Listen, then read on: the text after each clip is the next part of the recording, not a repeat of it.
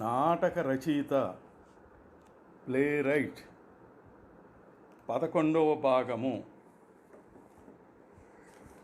సంభాషించగలది, రంగస్థలీకరణ చేయగలది, ప్రవహించునది. స్పీకబిలిటీ, స్టేజబిలిటీ and flow. నాటకంలోని మాటలు కాగితాల మీద రాయటం జరుగుతుంది, కానీ అవి నటులు మాట్లాడాలి మరియు దర్శకుడు రంగస్థలీకరణ చేయాలి. నాటకకర్త ప్రధాన ఆశయము మాటలు జాగ్రత్తగా అల్లాలి. అవి నటించటానికి మరియు రంగస్థలీకరణ చేయటానికి మరియు అది ప్రవహిస్తూ ముందుకు సాగిపోతూ నాటకాన్ని ముఖ్యంగా హత్తుకుపోయేటట్లు చేస్తుంది. సర్వసాధారణంగా ఔత్సాహిక నాటక రచయితలు చేసే తప్పులు, ఒక్కొక్కసారి బాగా పేరు పొందిన నవలాకారుడైన, కవి అయిన, నాటక రచయిత అయినప్పుడు వాక్యాలు సంభాషించగలిగేవి, స్పీకబిలిటీగా ఉండవు. దీని అర్థం నాటకములోని మాటలు సాధారణ సంభాషణలా పోలి ఉండాలని చెప్పటం కాదు. నిజ జీవితంలో వ్యక్తులు ఎస్కిలస్, షేక్స్పియర్, షా రాసిన నాటకాల్లో పాత్రల్లా మాట్లాడుతారని ఎవరూ ఊహించరు.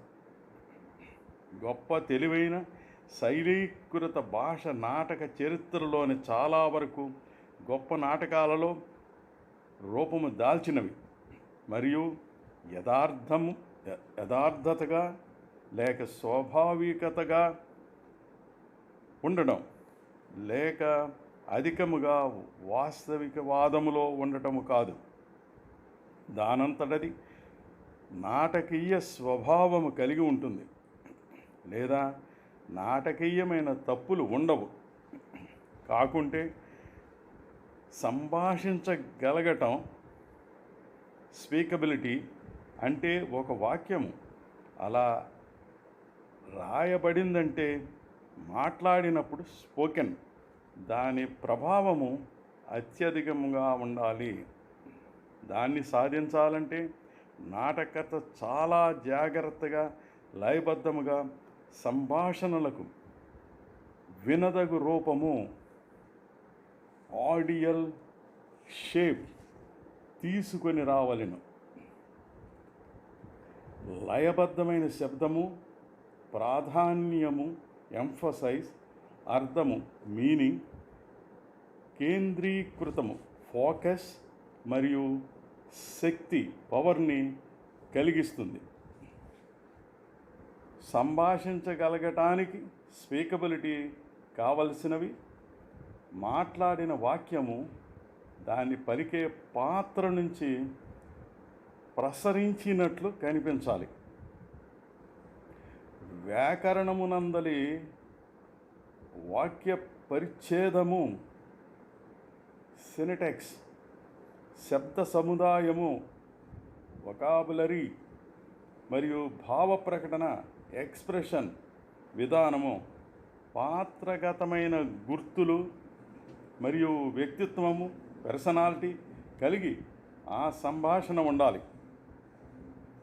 మాట్లాడిన వాక్యము రచయిత సమగ్ర దృష్టితో చేసిన భావ ప్రకటన మాత్రమే కాదు, దాని నుంచి నటుడు పాత్ర చిత్రణ చేయటానికి ఆధారము మరియు కలిసి నటించడము నాటక శైలిని సృష్టిస్తుంది. రంగస్థలీకరణ చేయగలగటానికి స్టేజబిలిటీ కావలసినది. రంగస్థలం మీద సంభాషణలు ప్రతిభావంతంగా చెప్పడానికి వీలుగా రాయాలి, కానీ దానికి కావలసినది ఇంకా ఎక్కువే ఉంది. సంభాషణలు ఆయా రంగస్థల సన్నివేశమునకు తగినట్లుగా మూలాంశములతో కలిసిపోయేట్లు భావించగలగాలి. అంటే దృశ్యబంధ నిర్మాణము, సెట్టింగ్, భౌతికమైన చర్యలు, ఫిజికల్ యాక్షన్స్ మరియు మాట్లాడిన సంభాషణలు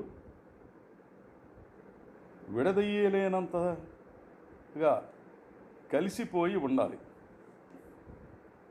రంగస్థలీకరణ చేయగలగటానికి స్టేజబిలిటీ తగిన నాటక ప్రతి అంటే రంగస్థలీకరణ స్టేజింగ్, రంగస్థల వ్యాపారము స్టేజ్ బిజినెస్, అదే విధముగా పరికల్పన డిజైన్ మరియు నటనకు కావలసినవి సంభాషణలకు అలంకారము కాకపోవచ్చును.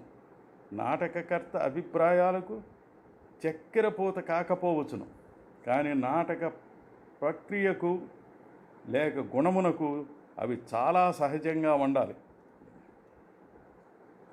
సంభాషించగలగటం స్పీకబిలిటీ, రంగస్థలీకరణ చేయగలగటం స్టేజబిలిటీ సంయుక్తంగా మానవ హద్దుల్లో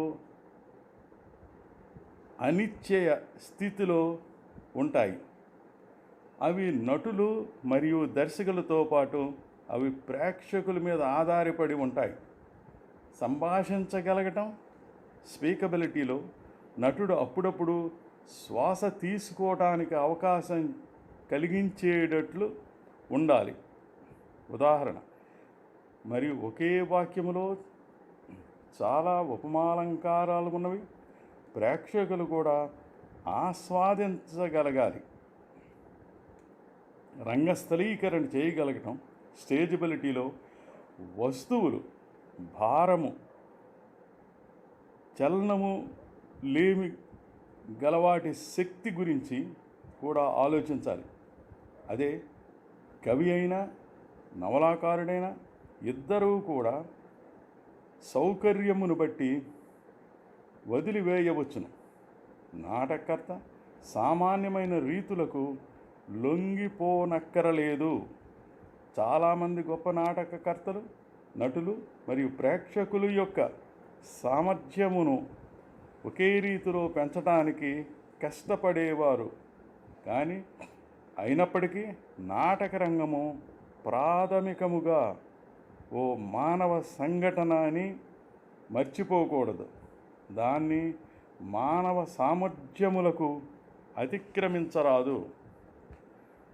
సంభాషించగలటం స్పీకబిలిటీ, రంగస్థలీకరణ చేయగలటం స్టేజబిలిటీ గల నాటక ప్రతి ప్రవహించున్నట్లు ఫ్లోగా ఉంటుంది. కానీ తొట్టుపడినట్లు ఉండదు. అది నిజము రేఖ మాత్రముగా కానివి నాన్ లియర్గా ఉన్న నాటకాలకు చాలా నిదానముగా రూపక నిర్మాణము ఉన్న నాటకాలకు కూడా అంతే. ప్రవహించుట ఫ్లో అన్నింటికన్నా ఉన్నతమైనది. ఎడతెగని ధారగా సమాచారం ఇన్ఫర్మేషన్ పుట్టిస్తుంది. నాటకము ప్రవహించున్నట్లు ఫ్లోగా ఉంటుంది. అది ఎడతెగనట్లు, ఏదైనా చెప్పుచున్నట్లు, ఏదైనా చేస్తున్నట్లు, ఏదైనా అర్థమును ప్రేక్షకులు తెలియచేయనట్లు ఉంటుంది. ఇలా కడవరకు సేవ చేయాలంటే నాటకర్త బోధించాలి. అంటే సాంకేతిక సమస్యలు, దృశ్యాల మార్పిడి, ప్రవేశ నిష్క్రమణలు మరియు తెడపడుట, విశ్రాంతి మొదలగు అన్నీ నాటక ప్రతి రాసినప్పుడే పొందుపరచాలి. ఇంకా అవి కాకుండా దృశ్యాలు రూపొందించేటప్పుడు రచయిత జాగ్రత్త పడాలి. అది కారణము లేని నిరీక్షణలను, సారము లేని వివరణము ఇతివృత్తానికి ఎంత అవసరము అయినప్పటికీ కూడా పాత్రల అనవసరముగా తిరగటము మరియు అగోచరమైన ఇతివృత్తము వృద్ధి చేసిన శక్తివంతమైన నాటకపరితి కూడా ప్రేక్షకుల ఉదాసీనత అనే సముద్రంలో మునిగిపోతుంది. సంభాషించగలటం స్పీకబిలిటీ, రంగస్థలీకరణ చేయటం స్టేజబిలిటీ మరియు నాటకీయంగా ప్రవహించటం ఫ్లో సంయుక్తంగా కోరేది నాటకీకరణకు కొంత భాగం ఉపయోగపడుతుంది. అందుచేత ప్రతి వృత్తి నాటకకర్త ఈ కోరికలు సాధించటానికి కొన్ని నైపుణ్యతలను వృద్ధి చేసుకోవలసిన అవసరం ఉంది. చరిత్ర గతిలో చాలామంది నాటకర్తలు నాటక సంస్థల్లో సంస్థ వ్యక్తులుగానే ఉండిపోయి రిహార్సల్స్కి హాజరవుతూ ప్రదర్శనలు చూస్తూ తమ నైపుణ్యతలను పెంచుకునేవారు. నేటి కాలంలో కూడా నాటకర్తలు కావడానికి నటులుగా, స్టేజ్ మేనేజర్లుగా, దర్శకులుగా అనేక దశాబ్దాలు పనిచేసి అనుభవం సంపాదించి నాటక రచనా శిల్పాన్ని నేర్చుకుంటున్నారు. కానీ కళ చాలా వరకు జరిగిపోయిన వాటి గురించి తెలుసుకోవటమే అవుతుంది. అది మంచి నాటకంగా మొత్తానికి నిర్ణయించటం కాదు. మరియు గుడ్డిగా కళను నమ్మటము కూడా ఏ విభాగములోనూ గొప్ప రచనకు దారి తీయదు. గొప్ప నాటక రచన చూడటానికి ఎప్పుడూ 2 గీతల మధ్య నడుస్తుంది. అచ్చమైన లేక అసలు సిసలైన కళ మీద మరియు తెలివైన పరిశోధనల మీద ఎల్లప్పుడూ నాటక విజ్ఞానం మీద ఆధారపడి ఉంటుంది. రూఢశైలి విజ్ఞానము కావాలి. తెలిసి కానీ తెలియక కానీ దాని మీద ప్రగతి కావాలి. మరికొన్ని విషయాలు మరో భాగంలో